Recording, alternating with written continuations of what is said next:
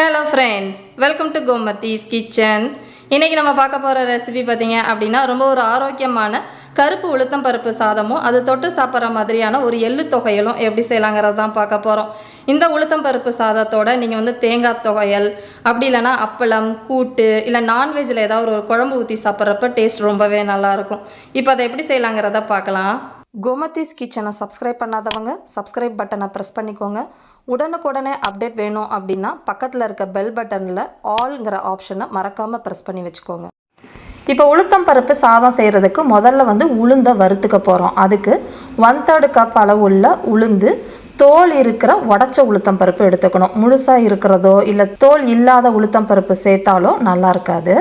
இப்போ தீயை மிதமாகவே வச்சு இது நல்லா வாசனை வர அளவுக்கு வறுத்துக்க போகிறோம். கொஞ்சமாக செவந்தா போதும், ரொம்ப செவந்துடக்கூடாது. இப்போ பார்த்தீங்கன்னா நல்ல வாசனை வர ஆரம்பிச்சிருச்சு. இந்த அளவுக்கு வறுபட்டால் போதும். ரொம்ப செவந்துருச்சு அப்படின்னாலோ கறியிடுச்சுனாலோ சாதம் அந்த அளவுக்கு டேஸ்ட் நல்லா இருக்காது. இப்போ இதை ஒரு தட்டுக்கு மாற்றிட்டு அதே பேன்லேயே நல்லா ஒரு 1/4 டீஸ்பூன் அளவுக்கு வெந்தயம் சேர்த்துக்க போகிறோம். வெந்தயம் போட்டு இந்த சாதம் செய்கிறப்ப நல்ல ஒரு டேஸ்ட்டாகவும் இருக்கும், வாசனையாகவும் இருக்கும். இதையும் மிதமான தீயில் இந்த அளவுக்கு செவந்து வர அளவுக்கு வறுத்துக்கோங்க, கருகிடக்கூடாது. இதையும் நம்ம ஏற்கனவே எடுத்து வச்சுருக்கிற உளுத்தம் பருப்போடையே சேர்த்துட்டு நல்லா கலந்து விட்டுருங்க. இப்போ இந்த பருப்புக்கு எவ்வளோ சாதத்துக்கு அரிசி எடுக்கணும்னு பார்த்தீங்கன்னா மெஷரிங் கப்பில் நல்லா 1 கப் அளவுக்கு பச்சரிசியை சார்ந்த சோனா மசூரி அரிசி சேர்த்துருக்குறேன். இதுக்கு பதிலாக நீங்கள் சாப்பாட்டு அரிசி புழுங்கல் அரிசி கூட சேர்த்துக்கலாம், நல்லாயிருக்கும். இப்போ இதை 2 தடவை களைஞ்சி தண்ணி ஊற்றி எடுத்துகிட்டு வந்துடுறேன். இப்போ இந்த அரிசியை ஒரு 10 நிமிஷம் நல்லா இந்த தண்ணியிலேயே ஊறிக்கிட்டு இருக்கட்டும். அதுக்குள்ளே நம்ம சாதத்துக்கு ஒலை வைக்க ஆரம்பிக்கலாம். இன்றைக்கி இந்த சாதம் செய்கிறதுக்கு பார்த்திங்கன்னா குக்கரில் தம் மெத்தடில் செய்ய போகிறோம். அதுக்கு இந்த பாத்திரத்தில் எடுத்துருக்கிற அரிசிக்கும் பருப்புக்கும் 2 பங்கு அளவு நம்ம தண்ணி சேர்க்கணும். இதுவே நீங்கள் புழுங்கல் அரிசி சேர்த்துருந்தீங்கன்னா 2.5லேருந்து 3 கப் அளவுக்கு சேர்த்துக்கோங்க. நான் அரிசி எடுத்த அதே கப்லேயே 2 கப் அளவுக்கு தண்ணியும் அந்த பருப்பு எடுத்த அதே கப்லேயே 2 கப் அளவுக்கு தண்ணி சேர்த்துக்க போகிறேன். நீங்கள் எந்த கப்பில் அளக்குறீங்களோ அந்த கப்பை வச்சு மெஷர்மெண்ட்டு தண்ணி ஊற்றிக்கோங்க.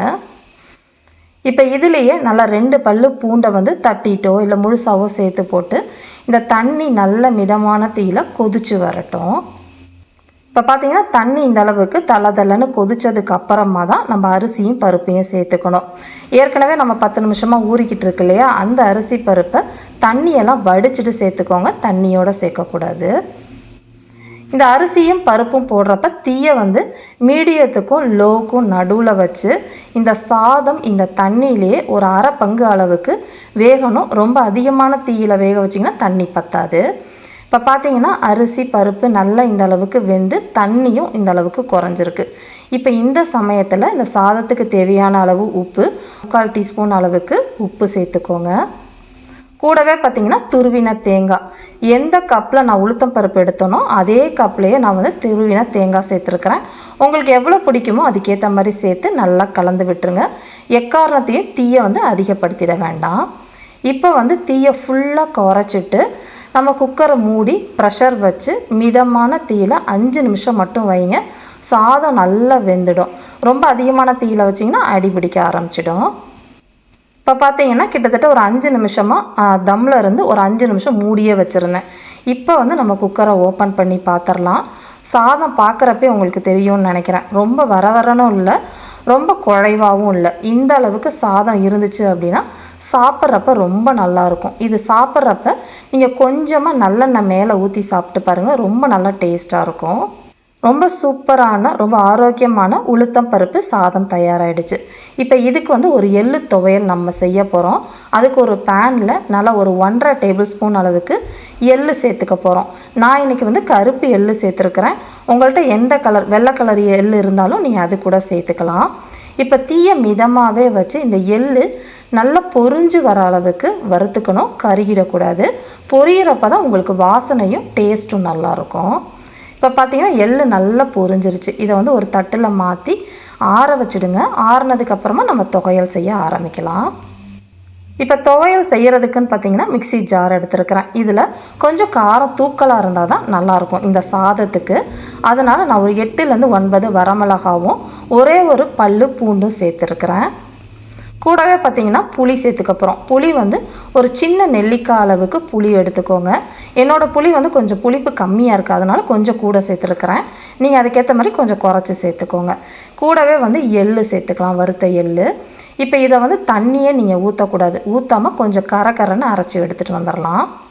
இப்போ பார்த்தீங்கன்னா இந்த அளவுக்கு நான் வந்து பொடிச்சு எடுத்துகிட்டு வந்திருக்கிறேன். இப்போ இந்த சமயத்தில் தேவையான அளவு 1/4 டீஸ்பூன் அளவுக்கு டேபிள் சால்ட்டும், கூடவே வந்து துருவின தேங்காய் ஒரு 1/4 கப் அளவுக்கு மட்டும் சேர்த்துருக்குறேன்.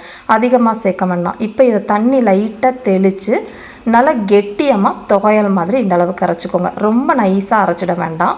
இப்போ இந்த கன்சிஸ்டன்சியில் இருக்கிறப்ப நம்ம சாதத்தில் போட்டு பிசைஞ்சு சாப்பிட்றதுக்கு டேஸ்ட் ரொம்ப நல்லாயிருக்கும். எள்ளு துவையலுக்கும் அந்த உளுத்தம் பருப்பு சாதத்தோட காம்பினேஷன் பார்த்திங்கன்னா ரொம்ப சூப்பராக இருக்கும். இதே மாதிரி அளவுகளோட இந்த உளுந்தப்பருப்பு சாதத்தையும் எள்ளு துவையலையும் செஞ்சு பார்த்துட்டு எப்படி இருக்குது அப்படிங்கிறத கமெண்ட் பண்ணுங்கள். வீடியோ பிடிச்சிருந்தாலும் கமெண்ட் பண்ணுங்கள், லைக் பண்ணுங்கள். மறக்காமல் கோமதிஸ் கிச்சன் சேனலையும் சப்ஸ்கிரைப் பண்ணி வச்சுக்கோங்க. தேங்க்ஸ் ஃபார் வாட்சிங்.